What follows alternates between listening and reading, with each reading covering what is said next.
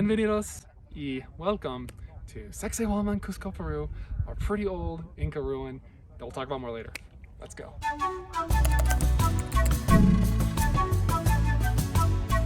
Buenos dias, everybody. We are walking up the beautiful, probably one of the most picturesque stairs in all of San Blas, Cusco, probably all of Cusco, known as the Siete Borigutos, which means the 7 sheep. And we're heading to the famous Saqsaywaman. No, I'm not talking about her, although she is a sexy woman. No, I'm kidding. We are going to the old ruins built by the Incas. Gonna tell you some more information as we go, but we have a long hike upstairs in high altitude, talking 11,000 feet. That's like 3,000 something meters above sea level. Already out of breath, but taking the gorgeous views of historic San Cristobal in Cusco.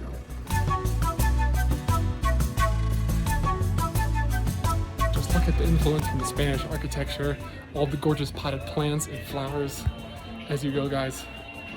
This is like a thing to do within itself in Cusco. So really glad that it's a convenient path to get to a famous site. And this is a really cool moment for us in Cusco because this is the first time I've seen a snow-capped peak in the Andean mountains. It must have been cold up there. Because the thing about the mountains here is it's really high elevation. For example, we're only, only 11,000 something feet above sea level, which is twice as high as Denver, Colorado. More than, just for reference. But we're close to the equator, being in Peru. So although the mountains here are like as tall as Colorado's tallest mountains, because it's relatively close to the equator, don't really get too much snow on them. So it's really cool to see those dramatic snow-capped peaks I love seeing in the mountain ranges. They really stand out and look magnificent. And here is the last baño, or toilet stop before you make the climb up the hill to Saqsayhuaman and the other sites. So, be sure to go if you have to. Another cool thing about Peru is I oftentimes see these older car models, which is really interesting. Reminds me of things I've heard about Cuba. How the car models are all a little bit older. They're not all like this, but it's a cool blast from the past.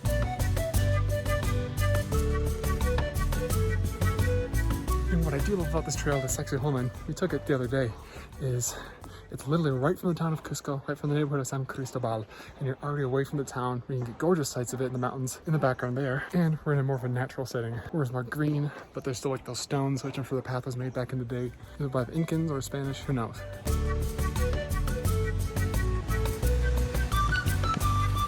And here's what I'm talking about for the nature component. You even get a tiny little waterfall that's following the stream along the path that actually forms the famous aqueduct down in the San Blas San Cristobal area. Going to show you that another time, hopefully. And we have a nice little cave. So explore that if you're feeling rowdy. Wouldn't recommend it though, because the Incas really revered the puma. So unless you want to see a puma in there potentially, stay clear. And before we even make it to Saqsayhuaman, although I think we're done with the hardest hill climb, you see these massive stones, which were made like 600 years ago. Which is crazy. We'll get some more extreme ones, I'm sure, as we get into the actual ruin sites themselves. But just already begins to make that part of your brain wonder, how did the Incans do it? I don't know.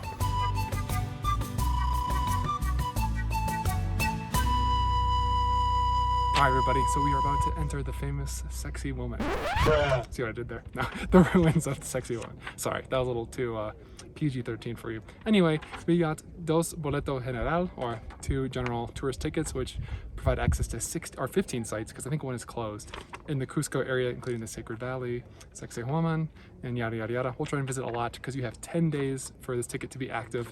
It's about $45 or 130 soles. So if you're gonna be here for 2 weeks and you want to see and do a lot, it's probably a very cost-effective thing to do. And once you order it, you can just show it to every ruin or site you want to go to, and then visit. So that being said, let's get to the first one on our list for this tourist ticket, Saqsaywoman. So I am continually amazed by the stonework from the Incas. That stone right there, usually a good like 10 feet tall, and it's thick. So we're talking about like 10 tons probably minimum. How tall do you think that stone is? The biggest one. Total, like the wall. Oh, total. Probably 12 feet, huh? At least 15? I'm gonna say 30. I believe these ruins were built back in the 15th century. So like 600 years ago, as you might have already heard me say, how the heck did they move that big stone? Especially either up the hill or down the hill and then set it in place, and they stacked other massive stones on top of it. It's like Stonehenge light, you know, where's these massive stones and or the pyramids. What did they know that historians today cannot figure out that long ago? Or was it aliens? So now that we are on the little hilltop with more, of course, to see and explore in Saqsayhuaman, I'm sure I'm saying it wrong every time. It's absolutely massive. It's big, plain, lots of open space. So you could probably easily have a picnic here if you want to just chill for the day. You see this little mountain hilltop over there, which I hear has a slide, which I'm pretty excited to check out because I saw it on a Los Blanc video, and maybe more than the history. I just wanted to go on a slide, guys. That's why I paid $45 now. And the only ruins I really have to compare to this Incan ruins were in the Yucatan Peninsula of Mexico, looking at the Mayan civilization, which is probably similar to the Incans, but different. I think they were smaller in size and maybe historical importance, and maybe less of a length of existence. Really cool to compare and contrast different indigenous ruins from indigenous populations that are now Hispanic. Another cool thing which I immediately noticed is that this side of the ruins over here has a typical Incan stonework, which I've got to get a bit of an eye on, largely thanks to the tour by my Airbnb host that he does for free, named Alejandro. I'll give you my full recommendation at the end of the month, but so far, love the place we're staying at. Great host as well, does a free tour for all his guests, which is really cool. Anyway, typical Incan stones over there. And over here we see some at the base. But as you look higher up, this is not like anything like those stones up there, which, you know, I've done some reading online and doing a little bit of hypothesizing. I would guess that those are older because they look more eroded. And if you actually look into the history a little bit, the first civilizations that they were able to determine stayed up here or colonize it, whatever you want to say, was back in 900 Common Era. So instead of 600 years ago, that'd be 1200 years ago. So twice as long. And I imagine this is probably where they built their establishments. And over time, the stones have eroded and changed more. Could be longer, who knows? I'm just going based on what historians say. And of course, the Incans probably built a little bit along this area. But there's a stark difference between those eroded rocks and then those more like crisp, well built up Incan sort of walls that was used to build a fortress on this hill above Cusco, or mountain, whatever you want to call it. And then of course, what everyone associates with Peru, besides Machu Picchu, is llamas and alpacas. And that looks like they're grazing here. I'm sure they're someone's pets or farm animals, hopefully being used ethically, hopefully no animal suffering or yada yada yada. So probably won't pay to take pictures of them just to not support it. But it's still cool to see these animals, so I'll definitely include them in videos, which I will monetize myself. No, are my ethics a question? Who knows? Anyways, they're really cool and beautiful to see. Can't really tell the difference between a llama and an alpaca, to be honest, but maybe you can for me. Hola, mi alpaca amigos. I know they're alpacas, guys. I figured out the secret. They are smaller. They're about 150 pounds when fully grown. They have short pointy ears, and don't forget, they can learn tricks. Llamas, I looked them up, are very brave. That's all you need to know, and a lot bigger. But it looks like they're just grazing here on their own. Don't want to disturb them too much, but they're so cute. Estamos muy triste. Ruinas ahí de sierra porque el trabajo de investigación archaeological. Oh, my Spanish is terrible. What do you think, guys? Very caveman Spanish. But anyway, it's closed because I was able to speak the guy in Spanish, so give me some kudos, and I understood the keywords of him saying that. It's closed because it looks like they're doing some like archaeological investigation work, which I don't know what that means, maybe excavation or maybe restoration, but anyways, didn't really give an end date, so didn't get to ride the slide, which I was really excited to do because I saw a YouTube video. I feel like I'm getting gypped. At least we can still explore the main ones, these massive brick walls. Stone, not brick.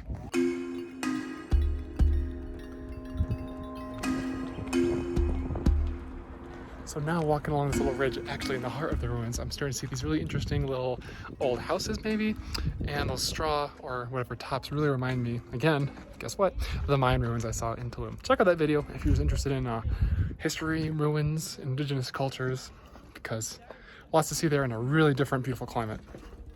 But no stones like this. These are incredible.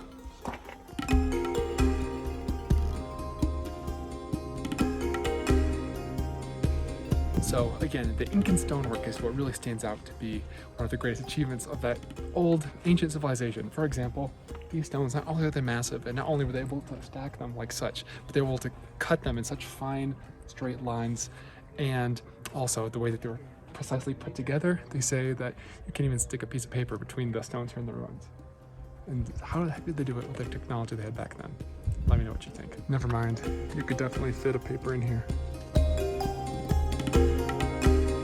So many stones, guys. I feel stoned. No, terrible. I'm not. Don't do drugs. Alright, so we're entering another part of the ruins.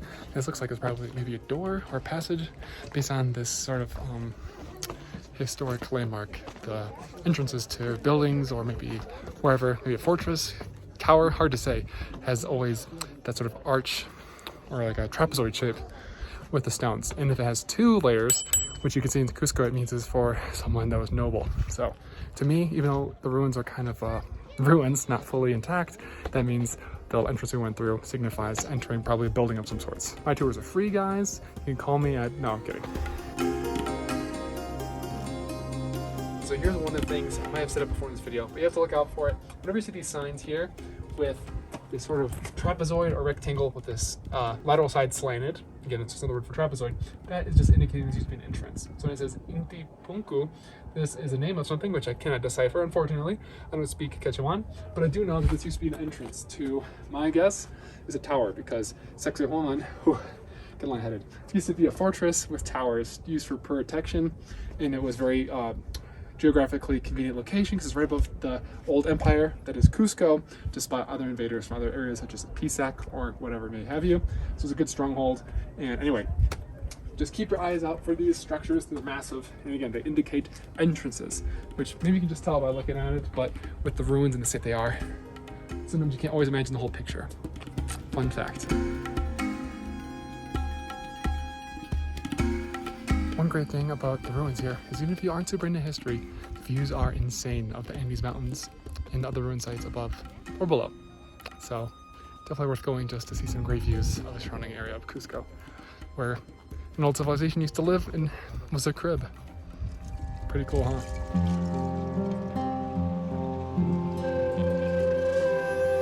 And another thing to keep your eye out for, guys, probably something like a broken record if you've watched my other videos on Peru, is these trees. These were used by the Incas, and they were way more abundant than they are. Here, there's like an act to protect them and preserve them because the Spanish tore them down because they were too flimsy to use for sturdy building. And the thing about these trees is you can instantly feel how flimsy and almost, the bark is almost like tissue paper or like baklava, as I said before. Old jokes, never get old, right? Anyway, you can immediately tell by feeling them, looking at this sort of green leaf they have, and they're very iconic brown and kind of twist and turn a little bit. So they are a rare, supposedly, and protected species of plants that the Incans use for fire because they're so easy to burn, like paper, like tissue paper. So cool stuff to keep your eye out for anywhere in Cusco or Peru, probably.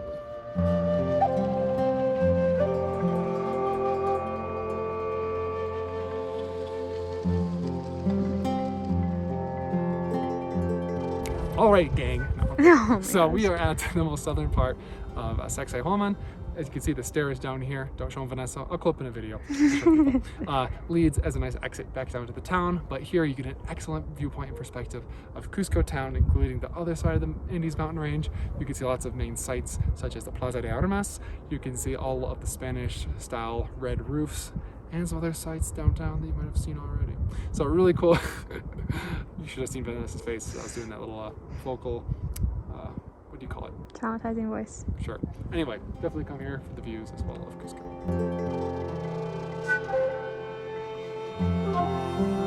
And after a lot of walking and exercising today, I decided to get some healthy street food. Choclo. Ah! So much water. I just dumped water all over the place. Anyways, hopefully you can see it. It is just corn on the cob, but the kernels are massive. I absolutely love it. Healthy, delicious, and tasty. And cheap. Only $1 for this ear of corn here. Ear of choclo. So, bon appetit. Que rico. So that is all for episode 1 of the Sacred Valley Adventures, and we checked out Saqsayhuaman thoroughly, but our next episode, spoiler alert, was even more incredible as we adventure and explore the beautiful ancient Sacred Valley ruins of Pisac. See you in the next episode. Vámonos!